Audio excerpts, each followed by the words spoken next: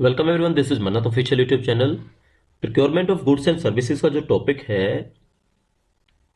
NIT Jalandhar के paper के लिए, तो आप देखोगे सिलेबस के अंदर मेंशन है procurement of goods and services. तो उसके बिहाफ पे आप इसको कर सकते हो। बाकी अगर आप सोचते हो एमसीआरई के प्रिपरेशन के लिए या किसी और एग्जाम की प्रिपरेशन के लिए जहां पे आपका जीएफआर के रूल्स आपसे पूछे जाते हैं, जो फाइनेंशियल रूल्स होते हैं, वहां पे आपका ये काम आएगा। क्यों काम आएगा?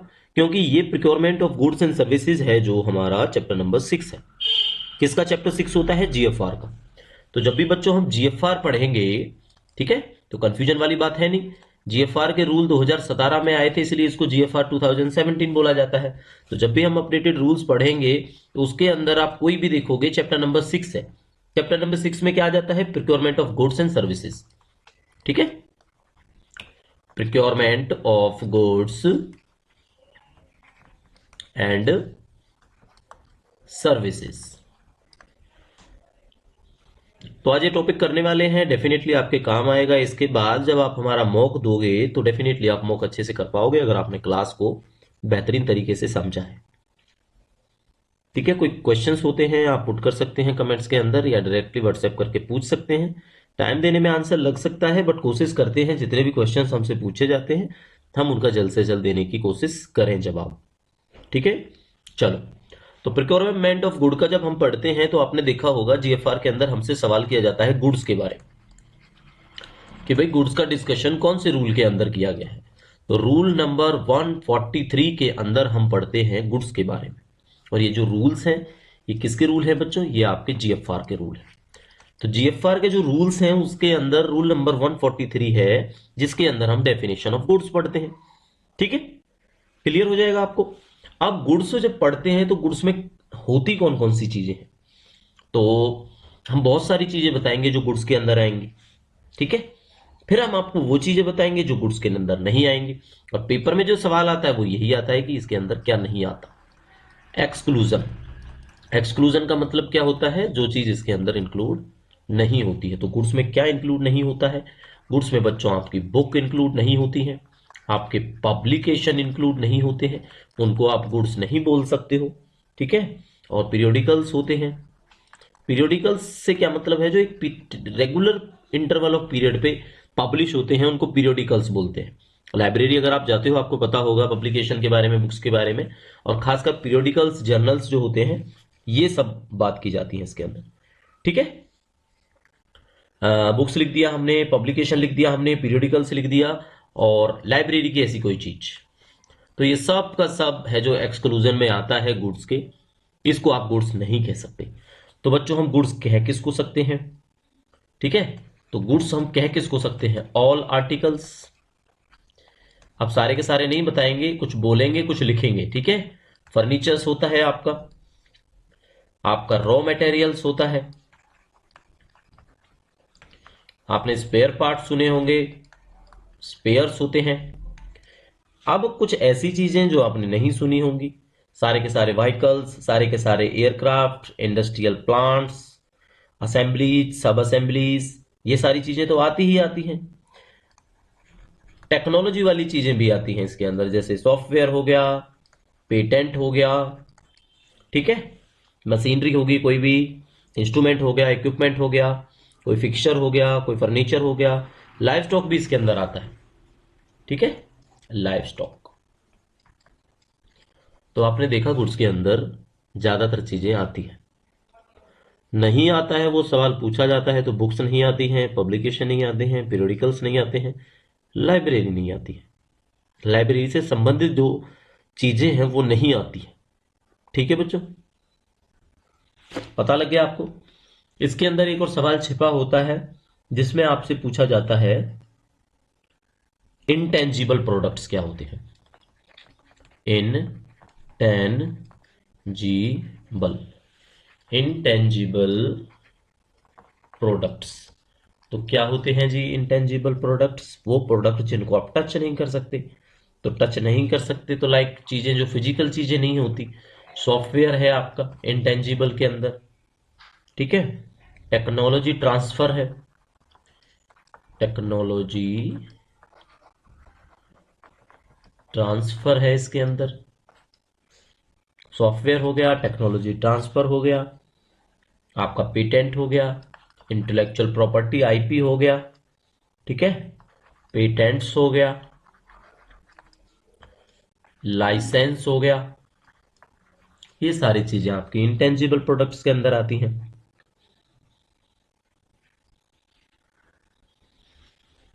रूल नंबर आपको बता दिया, गुड्स का रूल होता है 143, जिसके अंदर हमें डेफिनेशंस पढ़ाई जाती है, बताया जाता है इसके बारे में। ठीक है, चैप्टर 6 है आपका ये।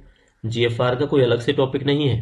कभी कोई बच्चा सोचता हो कि सर जीएफआर भी लिखा हुआ है, वहां पे procurement of goods and services भी लिखा हुआ है, तो भले ही लिखा हो आपके लिए तो अच्छा है, क्योंकि आपने अल्टीमेटली जीएफआर पढ़ना है।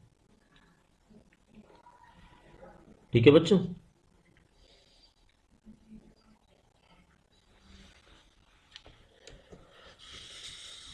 अब बच्चों बात करेंगे हम पावर्स की। पावर्स कौन से वाली? ये वाली पावर। खरीदेगा कौन? किसको दी जाती है पावर? जिसको बोलेंगे प्रिक्योरिंग पावर्स। दैट इज, कौन सी अथॉरिटी है जो प्रिक्योर करती है? तो जो भी अथॉरिटी है वो डेलीगेट कर दी जाती है कि भाई इसको फाइनेंशियल पावर्स रहेंगी इन चीजों को खरीदने की, पब्लिक इंटरेस्ट में। ठीक है, ताकि भाई एफिशिएंसी रहे, इकोनॉमी रहे, किसी मामले में ट्रांसपेरेंसी रहे, क्योंकि पब्लिक इंटरेस्ट में खरीदते हो तो आप जनता की भलाई के लिए खरीदोगे।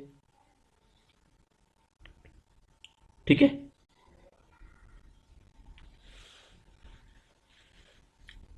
तो बच्चों ये पावर दी किसको जाती है? ये पावर डेलीगेट की जाती है। तो अथॉरिटी डेलीगेटेड, जो अथॉरिटी डेलीगेटेड है उसको ये पावर्स दे दी जाएंगे। उनके तहत फाइनेंशियल रिस्पॉन्सिबिलिटी उनकी होगी, फाइनेंशियल सैंक्शंस वो करेंगे। बस जो ऑब्जेक्टिव है इन पावर्स का वो क्या रहता है? ऑब्जेक्टिव, इन पावर्स को ग्रांट करने का ऑब्जेक्टिव क्या रहता है? तो ऑब्जेक्टिव रहता है बच्चों कि चीजें हो फंक्शनल हो। ये तो बेसिक बात है कि फंक्शनल होना चाहिए। एक ये होता है कि चीजें जेनेरिक हो। ठीक है, क्वालिटेटिव हो, क्वालिटी भी देखनी होती है। ठीक है, उनकी परफॉर्मेंस भी देखनी होती है। तो ये सारी चीजें देखने के बाद जो अथॉरिटी है वो डेलीगेट करती है। तो कुल मिला के क्या हुआ? स्पेसिफिकेशंस मायने रखेंगे आपके, कि चीज आपको चाहिए किस पर्पज के लिए, वो स्पेसिफिकेशंस आपको पता होना चाहिए। स्पेसिफिकेशन के साथ साथ अगर कोई टेक्निकल स्पेसिफिकेशन है तो उस पर ज्यादा फोकस रखा जाता है। ठीक है, टेक्निकल स्पेसिफिकेशन की हम कैसे बात करेंगे? मान लो आप एनआईटी के अंदर सेलेक्ट हो जाते हो, या एनआईटी के अंदर कोई बच्चा पढ़ता है, तो उनके लैब के अंदर या उनकी वर्कशॉप के अंदर कोई आप देखोगे कोई इंस्ट्रूमेंट है। अब उस इंस्ट्रूमेंट का जो काम है वो माइनर से माइनर मेजरमेंट है वो करना है। तो अब इसमें टेक्निकल स्पेसिफिकेशन क्या होगा कि जो मिनिमम और मैक्सिमम जितना पॉसिबिलिटी है उससे मेजर करने की, वो चीज आपकी फुलफिल होनी चाहिए। आप यही बोलोगे कि मिनिमम जो मेजरमेंट है हमें इससे 1 सेंटीमीटर के 1000वें हिस्से वाली करनी है। ठीक है, और ज्यादा से ज्यादा जो करनी है वो हमने इससे 20 सेंटीमीटर तक करनी है। तो ये टेक्निकल स्पेसिफिकेशन होगा कि वो मिनिमम जितना आपका स्टैंडर्ड है उसको फॉलो करे, उसको वो माप सके, तभी आप उस चीज को खरीदोगे। तो वो टेक्निकल स्पेसिफिकेशन हुई उसकी। तो देखो, साथ के साथ आपका पर्पज होना चाहिए, आपने जीएफआर भी पढ़ के चलना है, क्योंकि जीएफआर भी आपके सिलेबस के अंदर होता है। अब एसजीपीजीआई में आप देखोगे जूनियर अकाउंट ऑफिसर की पोस्ट है, तो जीएफआर वहां पे सबसे ज्यादा काम आएगा आपका। ठीक है, एमसीआरई के अंदर जीएफआर आपसे पूछा जाता है, स्पेसिफिकली एनआईटी आईआईटी के एग्जाम में जीएफआर आपसे पूछा जाता है। तो हमने एक चीज अभी आपको बताई थी कि कोई अथॉरिटी है वो कंपिटेंट होगी जो परचेज करेगी गुड्स को। ठीक है, तो हम यहाँ पे लिखेंगे authority competent to purchase goods. तो ये बात आपको पता लग गई, लेकिन जीएफआर का रूल कौन सा है? ये है 145 नंबर। 143 में डेफिनेशन होती है, 45 में authority competent to purchase goods होता है। ठीक है, अब गुड्स का जो परचेज करते हैं हम लोग वो मोबिलाइजेशन के लिए भी करते हैं। ठीक है, अब इस टर्म को हम समझेंगे, मोबिलाइजेशन क्या होता है। मोबिलाइजेशन, इससे मतलब समझो बच्चों क्या होता है, मोबिलाइजेशन का मतलब क्या होता है। आपने एक चीज मान के चलनी है, कोई मिलिट्री ऑपरेशन है वो काम कर रहा है, उस टाइम पे जितने भी फाइनेंशियल पावर्स हैं, जो भी प्रोसीजर्स हैं, उनको आप सीधा बाईपास करोगे, क्योंकि अगर चैनल के अकॉर्डिंग जाओगे तो बहुत टाइम लगेगा। तो ऐसे टाइम पे क्या किया जाता है, गुड्स को जो परचेज किया जाता है या प्रोक्योर किया जाता है वो मोबिलाइजेशन के बेसिस पे किया जाता है, ठीक है, ताकि कंटिन्यूटी बनी रहे किसी ऑपरेशन की, या कोई भी जो वर्क है आपका उसकी कंटिन्यूटी बनी रहे। तो ऐसे स्पेशल रूल्स होते हैं मोबिलाइजेशन जिसको बोलते हैं। तो एक लगभग आपको लगा होगा मोबिलाइजेशन, मोबिलाइजेशन का मतलब है कि काम ना रुके। एक ऐसा हमारा मानना है कि जैसे काम ना रुके। काम कैसे ना रुके, आप मान लो किसी को डिपार्टमेंट को पैसे देते हो, एनआईटी जालंधर को या किसी एम्स को पैसा देते हो, आपने 100 करोड़ दिया एम्स को। 100 करोड़ देने के बाद ऐसा तो होगा नहीं, जब वो 100 करोड़ खत्म होगा फिर 1-2 महीने फाइल मूव होगी उसके बाद उसको 100 करोड़ मिलेगा। 100 करोड़ खत्म होने से पहले ही उसको नेक्स्ट 100 करोड़ मिल जाएंगे। या अगर नेक्स्ट 100 करोड़ नहीं मिलते हैं तो मान के चले हमें 10 करोड़ हमें दे दिया, तो 10 करोड़ क्या होगा, वो एक तरह से मोबिलाइजेशन हुआ। मोबिलाइजेशन एडवांस कह सकते हैं हम उसको, ठीक है। तो एक टर्म है जो आपको परचेजिंग के रूल्स के अंदर पढ़ाई जाती है, जिसको मोबिलाइजेशन बोलते हैं। तो परचेजिंग ऑफ गुड्स है जो रिक्वायर्ड ऑन मोबिलाइजेशन होता है, ठीक है। तो हम ये कैसे कहेंगे एक तरह से कि कंटिन्यूएंस ऑफ मिलिट्री ऑपरेशंस, ठीक है, for continuance of military operations, purchase of goods required on mobilisation, ठीक है बच्चों। अब देखो, जो बच्चे फोन की स्क्रीन से हमारी क्लास देखते हैं तो शायद उनको लगता होगा कि थोड़ा सा जो अल्फाबेटिकली हम लिखते हैं वो बहुत छोटा लिखते हैं। जो बच्चे हमें बड़ी स्क्रीन पे देखते हैं, लैपटॉप पे देखते हैं, डेस्कटॉप पे देखते हैं, उन्हें डेफिनेटली लगता होगा कि सफिशिएंट है इतना, ठीक है। तो फॉन्ट बड़ा लिखने की कोशिश की जाती है ताकि फोन पे भी आप पढ़ पाओ तो इतनी दिक्कत फील ना हो आपको, ठीक है। फिर भी अगर बच्चों को इशू आता है तो आप डेफिनेटली बता सकते हैं, कोशिश हमारी यही रहती है कि जो चीज़ लिखें वो आपको समझ में आ जाए, ठीक है। चलो, ये सारी चीजें निकल के आती हैं। गुड्स का पता लगा आपको 143 में, अगर जीएफआर भी साथ के साथ याद करते चले। अथॉरिटी कंपिटेंट होती है वो 145 का रूल नंबर होता है। मोबिलाइजेशन के लिए प्रिक्योरमेंट करना होता है तो 146 होता है। अब ये आएगा कि पावर किसको दी जाती है। जो पावर है तो वो तो डेलीगेट की जाती है, वो भी हम बता चुके हैं, वो 147 में आता है, ठीक है। अब एक बहुत अहम और इंपॉर्टेंट पॉइंट्स आ जाता है आपका जैम। जैम होता क्या है, सबसे पहले तो फुल फॉर्म है जो पेपर के अंदर पूछी जाती है। इसको बोलते हैं गवर्नमेंट ई मार्केट, ई मार्केट प्लेस। देखो, जैसे आप लोग हो, आप लोगों के लिए ई कॉमर्स वेबसाइट्स हैं, फ्लिपकार्ट है, अमेजोन है, जो भी आप यूज करते हो, मीशो है, मिंत्रा है। ऐसे ही गवर्नमेंट के लिए चीजें परचेज करने के लिए एक पोर्टल है, एक प्लेटफॉर्म है जिसको हम बोलते हैं गवर्नमेंट ई मार्केट प्लेस, ठीक है। ये बनाया किसके लिए है, ये बनाया है for common goods, for common goods. अब गुड्स के साथ साथ गुड्स ही है या सर्विसेज भी है, डेफिनेटली सर्विसेज भी। सर्विसेज कैसी सर्विसेज, जैसे आपने मान लो कंसल्टेंसी के लिए कंसल्टेंट हायर करने हैं, वो भी जेम के थ्रू होता है अगर कॉन्ट्रैक्ट है या कोई चीज है। तो इसको भी हम बोलेंगे कि जेम के थ्रू हुआ कॉमन गुड्स एंड सर्विसेज का प्रिक्योरमेंट, दैट इज जेम, ठीक है। जैम के अंदर बच्चों क्या होता है, जैम के अंदर एक special purpose vehicle, GeM SPV बोलते हैं इसको। क्या बोलते हैं, GeM SPV, government e marketplace special purpose vehicle. शायद ऐसा ही होता है, एसपीवी की फुल फॉर्म स्पेशल पर्पज ही होता है ना, स्पेशल पर्पज व्हीकल होता है।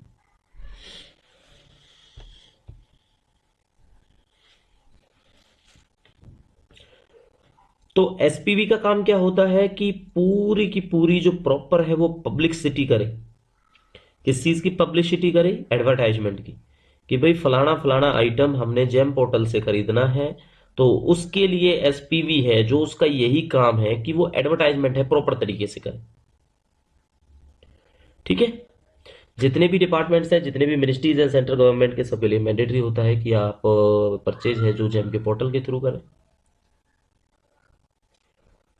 और जितने भी सप्लायर्स हैं, वो जेम का जो स्पेशल पर्पज व्हीकल है, इसका मतलब यही हुआ कि उस पोर्टल पे, उस साइट पे है जो रजिस्टर्ड होने चाहिए, उसके क्रेडेंटेशन, जितने भी क्रेडेंशियल्स हैं, जितने भी उनकी डिटेल्स हैं, डेटा है, वो अवेलेबल होना चाहिए। और जेम पोर्टल को जो यूटिलाइज किया जाता है वो अब हम बताएंगे किस तरह से आपका यूटिलाइज किया जाता है।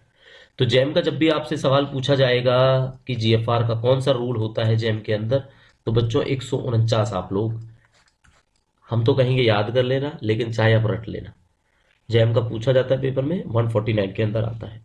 ठीक है। अब कुछ सवाल बनेंगे इसके अंदर से जो हम डेफिनेटली मॉक में आपसे जरूर पूछेंगे, याद रखना। 5 लाख हो गया ये। ठीक है। 5 लाख हो गया, 50,000 हो गया, 5 लाख हो गया, ये थोड़ा ज्यादा लिख दिया, इसको करते हैं। तो ये है जी 5,000 तक। ठीक है। चीजें हम खरीदेंगे जैम से, लेकिन किससे खरीदेंगे? Any supplier. क्लियर हो गया? 1 पॉइंट। सेकेंड पॉइंट में हमारा आ जाता है 50,000 से लेके 50K से लेके और 10 लाख तक। 10 लाख, 10 लाख तक हम क्या करते हैं? जो लीस्ट 3 डिफरेंट मैन्युफैक्चरर्स होते हैं इसके, एट लीस्ट 3 मैन्युफैक्चरर। ठीक है। 3 मैन्युफैक्चरर्स में से जिसका लोएस्ट होगा, तो हम क्या लिखेंगे? Lowest amongst at least 3 manufacturers. 50,000 से लेकर 10 लाख तक की चीजें हम इस तरह से परचेज करेंगे। ठीक है। अब आ जाता है अबव 10 लाख, हमने क्या करना है? अबव 10 लाख। तो बताओ हम अबव 10 लाख क्या करेंगे? अबव 10 लाख अब हम करने वाले हैं जो लोएस्ट प्राइस देगा, चाहे कोई भी हो, लोएस्ट प्राइस। लेकिन इसके लिए हम क्या करेंगे? बिड ऑब्टेन करेंगे, ऑनलाइन बिडिंग करेंगे, या रिवर्स ऑक्शन टूल यूज करेंगे। इसके लिए हम क्या चीजें करने वाले हैं, ये चीजें नोट करना। ऑनलाइन बिड करेंगे हम। ठीक है। या इसके लिए हम करने वाले हैं रिवर्स ऑक्शन। अब देखो हमने तो यूज किया नहीं है बच्चों, जो आपको बता दे, बुक में पढ़ा है, आपको पढ़ाया है। रिवर्स ऑक्शन टूल जो भी होता होगा जी जेम के पोर्टल पे, वो रिवर्स ऑक्शन टूल को यूज करना है। ठीक है। या करना है हमने ऑनलाइन बिडिंग, या हमने करनी है ऑब्टेन करनी है ऑब्टेनिंग, ऑब्टेनिंग। अब ऑब्टेनिंग बिड तो यूजिंग ऑनलाइन बिड ही है, ये एक ही बात है, यूजिंग ऑनलाइन बिड। ठीक है। तो ये रहा आपका प्रोसीजर परचेजिंग ऑफ गुड्स का, 50,000 तक का, 50,000 से 10 लाख का, अब 10 लाख। तीनों चीजें बता दी, तीनों हम आपसे मौके में पूछेंगे। ये जो 50,000 वाली चीज है, आपको पता है इससे पहले जब अमेंडमेंट नहीं हुआ था, अमेंडमेंट कब हुआ है? ये 2024 में हुआ है, और अमेंडमेंट हमने अलग से पढ़ाया हुआ है आपको अपने पन्ना तो ऑफिशियल यूट्यूब चैनल पर। नहीं पढ़ा होगा आपने, तो आपको नहीं पता होगा। वैसे हमने स्पेशल है अमेंडमेंट जीएफआर के, अलग से वीडियो भी बनाई है, आपको बताया हुआ है। तो 25,000 से बढ़ के ये रेंज आपकी 50,000 हो गई थी। परचेज विदाउट कोटेशन भी इसको बोलते हैं हम लोग, एनी सप्लायर से ले लो आप। ठीक है। बिना किसी कोटेशन इशू करे हम क्या कर सकते हैं? किसी भी सप्लायर से ये चीजें हम क्या कर सकते हैं? परचेज कर सकते हैं। ठीक है। Through any of the available suppliers on the GeM. Clear हो गया? चलो जी। तो देखो बच्चों, इसके बाद देख लेते हैं आपका रजिस्ट्रेशन ऑफ सप्लायर्स के बारे में। तो रजिस्ट्रेशन ऑफ सप्लायर्स में क्या पढ़ना है हम लोगों ने? कि जो सप्लायर्स हैं जो हमें मटेरियल सप्लाई करेंगे उनका रजिस्ट्रेशन कैसे होगा।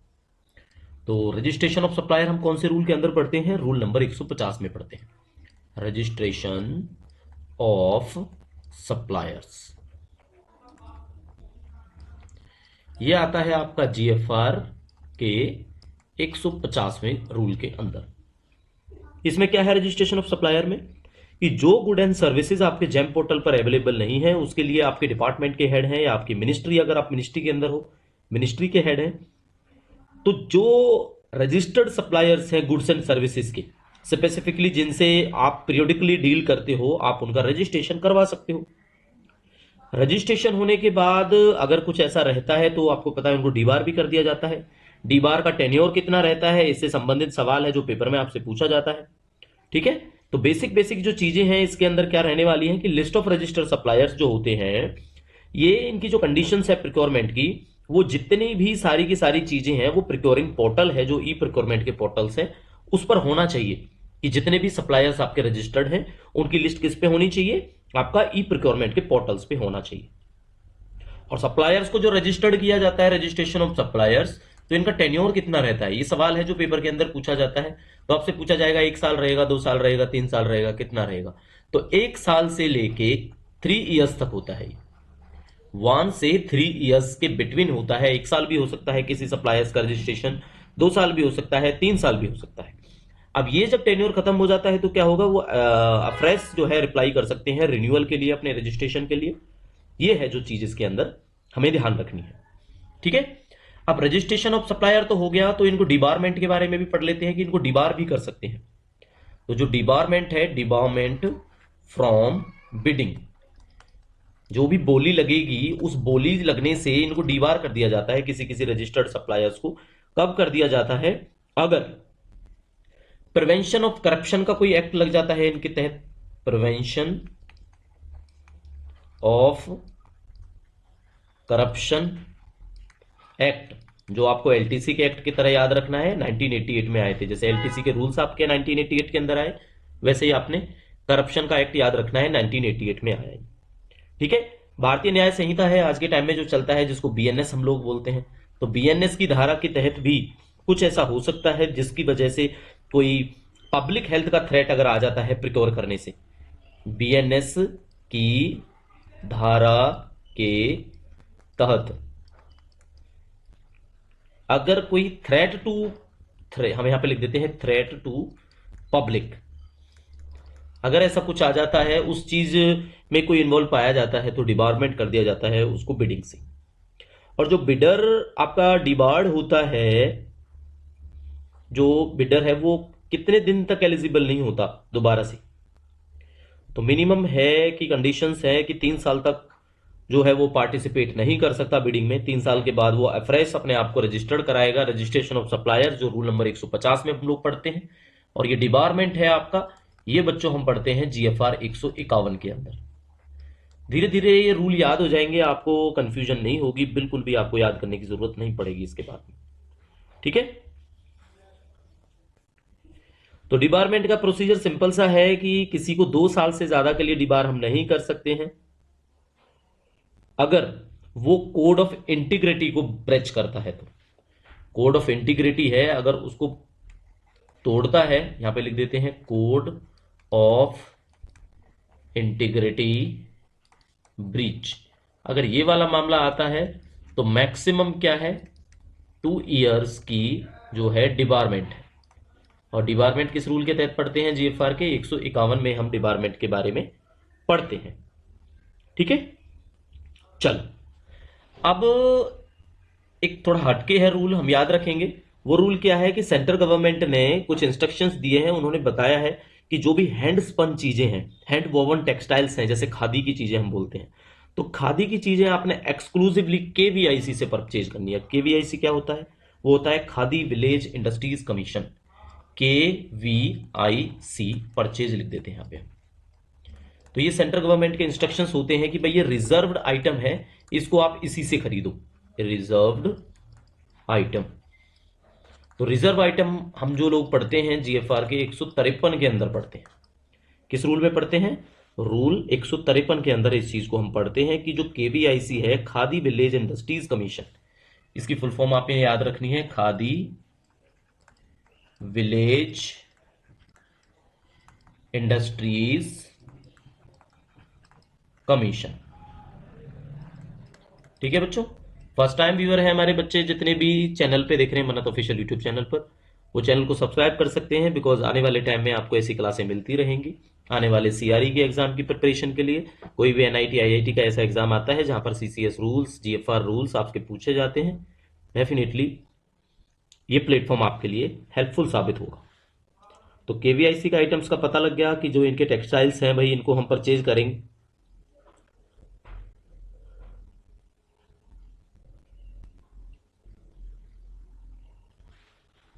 और इसका जो जुड़ा हुआ सवाल आता है मैंडेटरी, भाई कितना परसेंट मैंडेटरी है मैंडेटरीली कि हम इससे खरीदें? 20% एटलीस्ट, 20% एटलीस्ट टेक्सटाइल्स। अगर कोई कपड़ा हम खरीदते हैं तो इतना हमें खादी से खरीदना है। ठीक है, खादी विलेज इंडस्ट्रीज कमीशन केवीआईजी से खरीदना है, या हैंडलूम की और सारी चीजें हैं, जैसे सेल्फ हेल्प ग्रुप हो जाता है। कुछ फुल फॉर्म्स हैं, आप पढ़ना चाहो तो उनको पढ़ सकते हो। SHG बोलते हैं जिनको, ये होता है सेल्फ हेल्प ग्रुप। एक ग्रुप ये हो गया आपका सेल्फ हेल्प ग्रुप। दूसरा आपके आ जाते हैं एक तरह से कोऑपरेटिव सोसाइटीज आ जाती हैं। फुल फॉर्म तो चलो याद करने की जरूरत नहीं पड़ेगी आपको। एक JLJ होता है, JLG क्या होता है? Joint liability group, joint liability group. ठीक है, जॉइंट लाइबिलिटी ग्रुप होता है JLG। इसके बाद हम बात करेंगे पीसी की, तो पीसी को बोलते हैं प्रोड्यूसर कंपनीज। क्या बोलते हैं? Producer companies. क्लियर हो गया?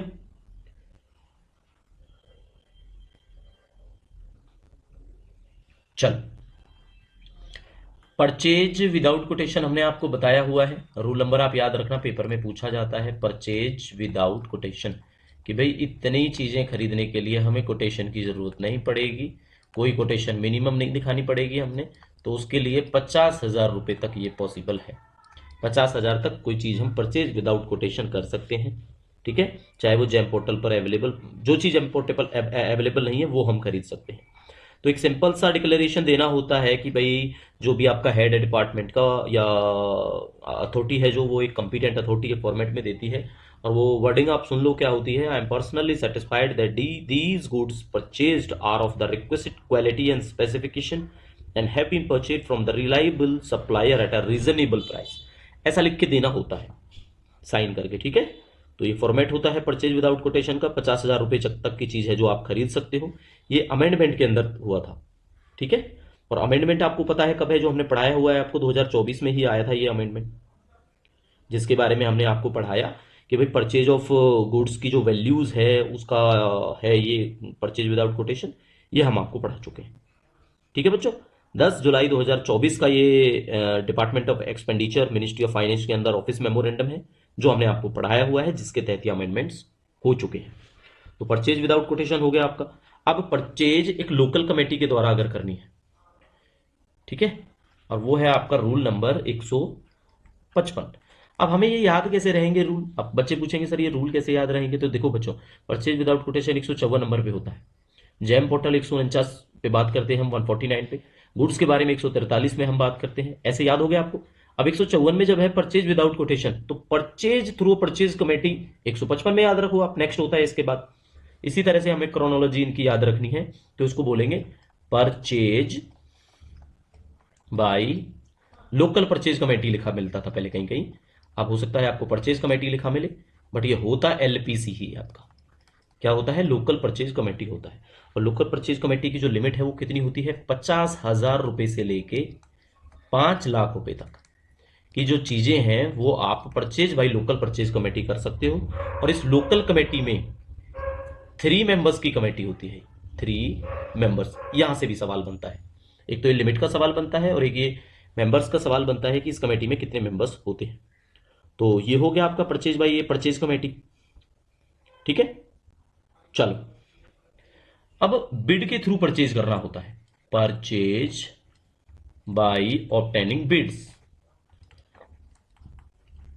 ऑब्टेनिंग बिड, कि हम बिड जनरेट करेंगे, लोग अपनी कोटेशंस भेजेंगे, अपनी कोटेशन सबमिट करेंगे, अपना रेट बताएंगे और फिर हम उसमें से सिलेक्ट करेंगे। तो purchase of goods by obtaining bids जो है, जिसमें क्या है, इसमें कुछ स्टैंडर्ड तरीके हैं। कौन कौन से हैं? वो है एटीई, एडवर्टाइज टेंडर इंक्वायरी। एक होता है एलटीई, लिमिटेड टेंडर इंक्वायरी।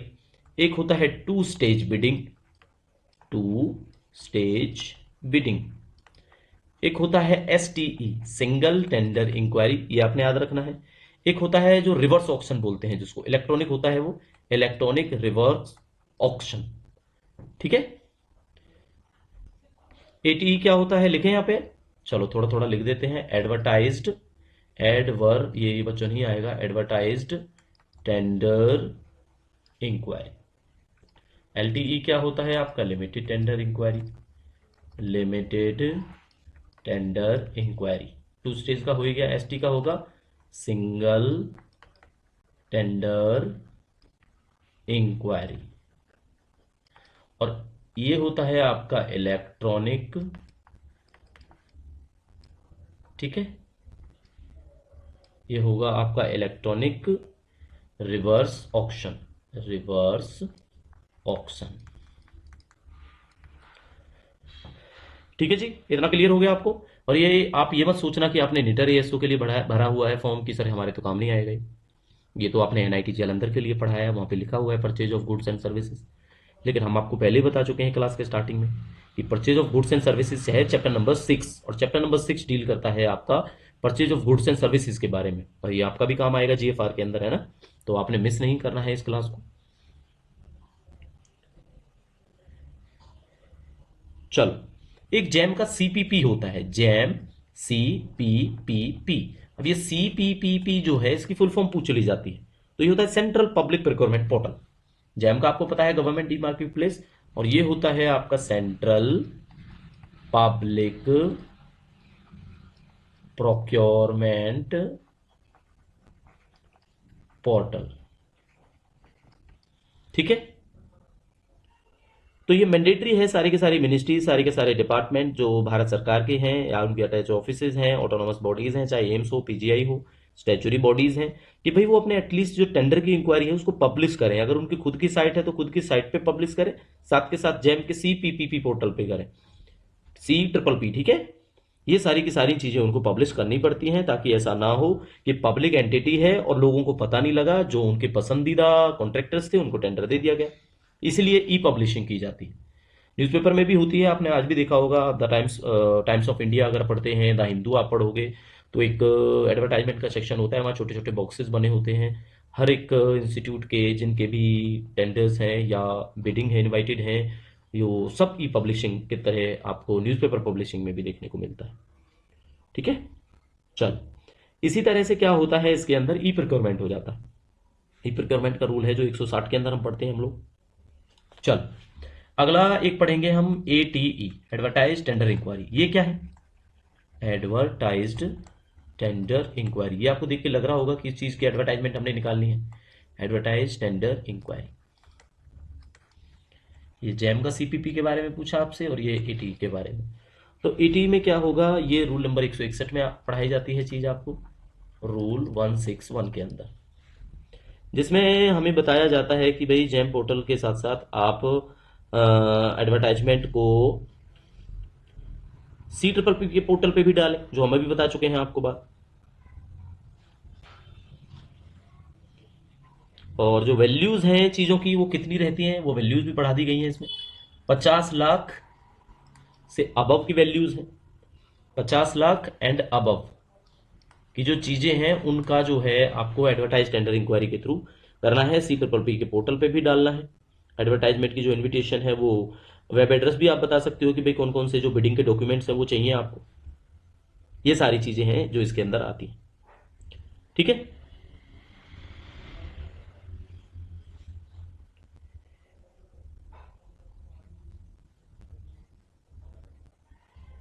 चलो, लिमिटेड टेंडर इंक्वायरी में क्या पढ़ा जाता है? लिमिटेड टेंडर इंक्वायरी में आप देखते हो कि 50 लाख तक की चीजें, लिमिटेड लिख दिया ना, तो लिमिटेड का मतलब है 50 लाख तक की चीजें।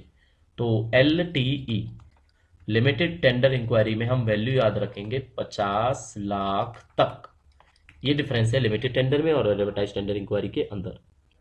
ठीक है।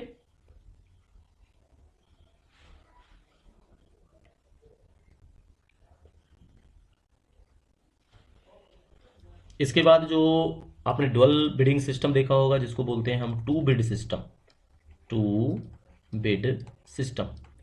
अच्छा, टू बिड सिस्टम के अंदर क्या पढ़ते हैं हम लोग? टू बिड सिस्टम के अंदर हम पढ़ते हैं कि भाई देखो, इसके अंदर टेक्निकल बिड अलग से होगी और फाइनेंशियल बिड अलग होगी, इसीलिए इनको टू बिड बोला जाता है। या लिखें यहाँ पे फाइनेंशियल बिड, और एक होगी बच्चों फाइनेंशियल बिड, पैसे कितने खर्चने हैं हम लोगों ने, और एक होगी टेक्निकल बिड, क्योंकि टेक्निकल स्पेसिफिकेशंस मायने रखती हैं इसके अंदर।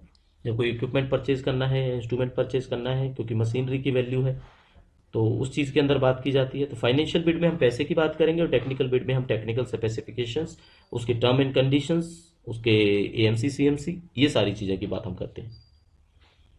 ठीक है। तो करना क्या होता है, टेक्निकल बिड और फाइनेंशियल बिड वो सील कर दी जाती है बिडर के द्वारा, सेपरेट सेपरेट कवर है, उसके ऊपर लिखा होगा कि भाई ये है हमारा टेक्निकल बिड और ये है हमारा फाइनेंशियल बिड। ठीक है, ये सारी चीजें हम लिख के देंगे। फर्स्ट ओपनड, पहले कौन सी चीज ओपन की जाती है जब दो लिफाफे आपके डिपार्टमेंट में मिलते हैं? तो सबसे पहले कौन सी चीज परचेज कमेटी के द्वारा खोली जाती है, बताओ?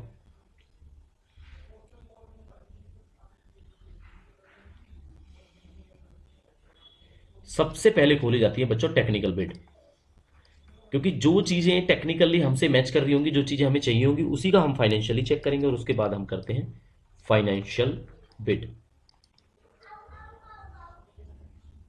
ये बच्चों फर्स्ट इन ए सेकेंड हम दे देते हैं। तो इस तरह का होता है bidding system, two bidding system है।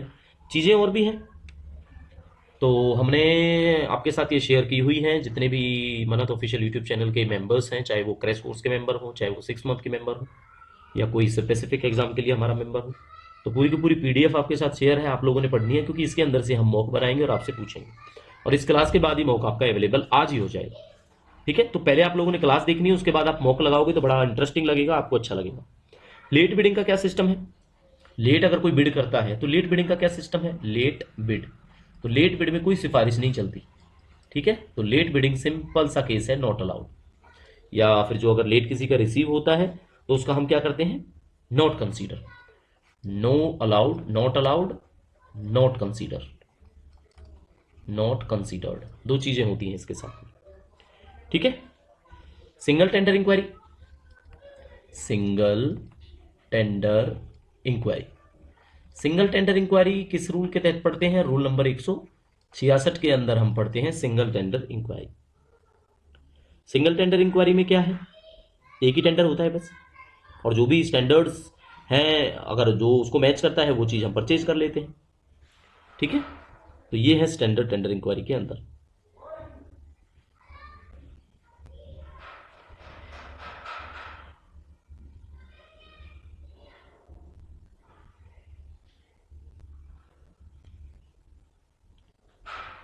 ठीक है बच्चों, चलो।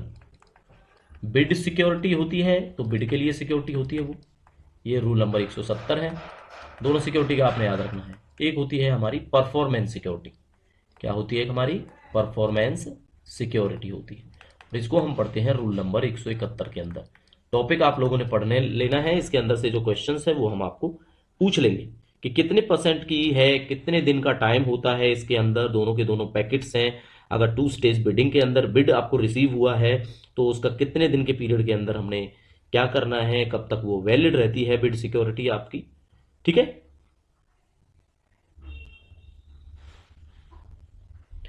तो वैसे बिड सिक्योरिटी आप देखोगे, बिड का जो टाइम है उसके 45 दिन के बाद तक वैलिड रहती है।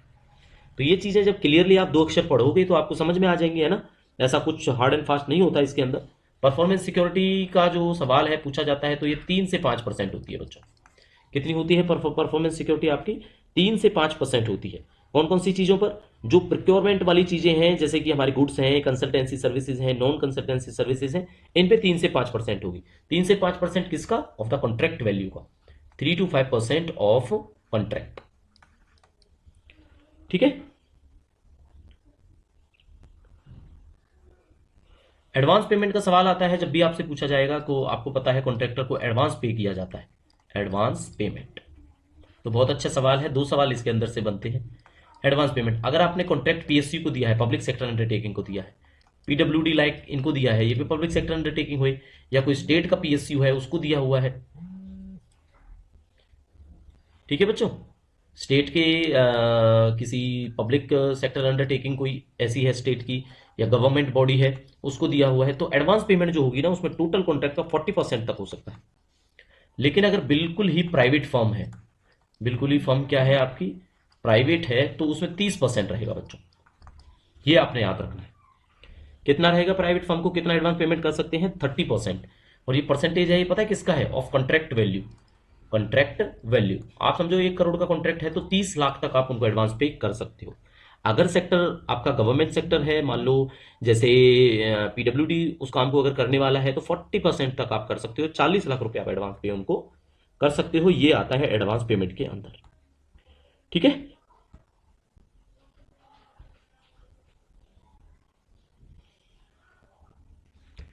चल, अब जैसे गुड्स का, अभी तक हमने गुड्स के बारे में बात की थी, अब सर्विसेज के बारे में बात कर ले। सर्विसेज प्रिक्योरमेंट, तो सर्विसेज भी प्रिक्योर की जाती हैं। कैसे सर्विस प्रिक्योर की जाती है, कंसल्टेंसी के लिए। तो कंसल्टेंसी, ये हम पढ़ना शुरू कर देते हैं रूल नंबर 177 से। रूल नंबर 177 से हम पढ़ना शुरू कर देते हैं कंसल्टेंसी के बारे में। जो ये कंसल्टेंसी है, ये भी हम हायर करते हैं, ये भी हम परचेज करते हैं, हम लोग कंसल्टेंट रख लेते हैं, तो उसको सर्विस प्रिक्योरमेंट हम बोलेंगे। तो कंसल्टेंसी सर्विस के अंदर क्या आता है, तो कुल मिला के इसके अंदर आता है कंसल्टेंसी सर्विसेज और नॉन कंसल्टेंसी सर्विसेज। हालांकि नॉन कंसल्टिंग अलग है, लेकिन हम जब कंसल्टिंग की बात करेंगे तो नॉन कंसल्टिंग वाली चीज़ों को छोड़ के जितनी भी प्रोजेक्ट स्पेसिफिक चीज़ें हैं, जितनी भी इंटेलिजेंसी की चीज़ें हैं, जितने भी आपकी ट्रेनिंग एडवाइजरी सर्विस की चीज़ें हैं, ये सब इसके अंदर आती हैं। और इसके अंदर हम एंगेज कर देते हैं किसको, रिटायर्ड गवर्नमेंट सर्वेंट्स को। लिख रहे हैं यहाँ पे, रिटायर्ड गवर्नमेंट सर्वेंट, इनको हम हायर कर लेते हैं रूल नंबर 177 के तहत, ठीक है। और एक टाइम फ्रेम होता है इनके कॉन्ट्रैक्ट का, जो 178 में हम पढ़ लेते हैं। इनकी सर्विस जो रिक्वायर्ड होती है, कंसल्टेंट्स बोलते हैं इस पोस्ट को, और वो जो कंसल्टेंट्स जो काम करेंगे वो करते हैं रूल नंबर 180 के तहत। उनका एरिया है, उनके एस्टिमेट्स होते हैं एक्सपेंडिचर के, उनकी सैलरी का जो भी है वो फिक्स होता है, ठीक है। चल,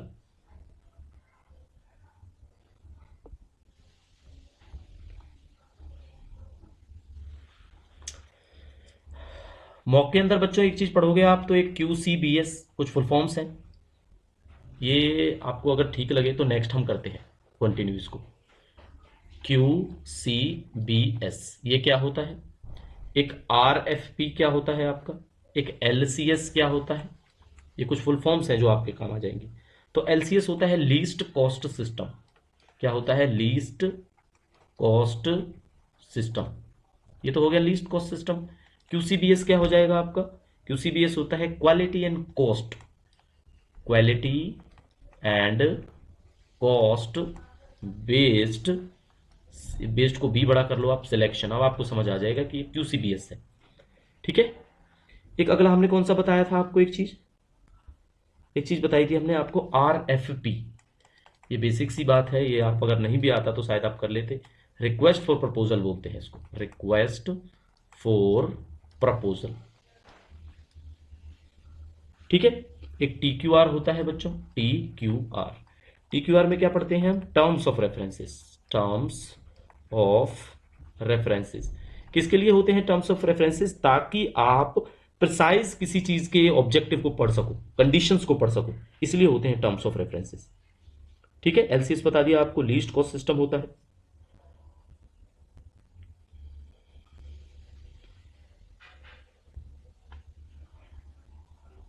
चल, अब ये कॉन्ट्रैक्ट को मॉनिटर करना है, कॉन्ट्रैक्ट मॉनिटरिंग, ये मॉनिटरिंग, ये हमारा लास्ट रूल है, जिसको बोलते हैं रूल नंबर 206, यानी कि 142 से 206 GFR तक जो हमने पढ़ा वो था हमारा चैप्टर 6 ऑफ GFR, जिसको बोलते हैं हम, जो हम पढ़ा रहे हैं, क्या बोल रहे हैं हम उसको, procurement of goods and services बोलते हैं। ठीक है। तो 206 में क्या बताते हैं कि भाई 142 से लेके 205 तक जितना हमने पढ़ा, अगर उसके अंदर नॉन कंसल्टिंग सर्विस का कुछ ऐसा रह जाता है तो वो है इसके अंदर कवर करते हैं हम जो। ठीक है जी। तो अब आप लोगों ने क्या करना है, क्लास आपकी कंप्लीट हो चुकी है, अब आपने कोशिश करना है सारे के सारे क्वेश्चंस अटेम्प्ट करने हैं, क्योंकि हमारे मॉक की एक ही क्वालिटी है, अगर आप जो क्वेश्चन अटेम्प्ट नहीं करोगे उसका आप आंसर भी नहीं देख पाओगे। तो नेगेटिव के बारे में इसमें मत सोचो, आप लोगों ने तैयारी करनी है, पहले सिंपल आप क्लास अटेंड करो, उसके बाद अपना मॉक के लिए गो थ्रू करो। मॉक की अप्रूवल है वो आपकी मेल आईडी को देखकर हम लोग कर देते हैं। ठीक है। तो मिलेंगे नेक्स्ट क्लास में, procurement of goods and services आपका टॉपिक, और क्वेश्चंस भी मॉक के अंदर हम ऐड करेंगे। अभी जितने क्वेश्चंस हैं अवेलेबल वो आप देखोगे अराउंड अराउंड 30 क्वेश्चंस आपको मिल जाएंगे इसके अंदर से, आज की क्लास के अंदर से। ठीक है बच्चों, चलो मिलेंगे नेक्स्ट सेशन में, तब तक के लिए thank you and see you soon.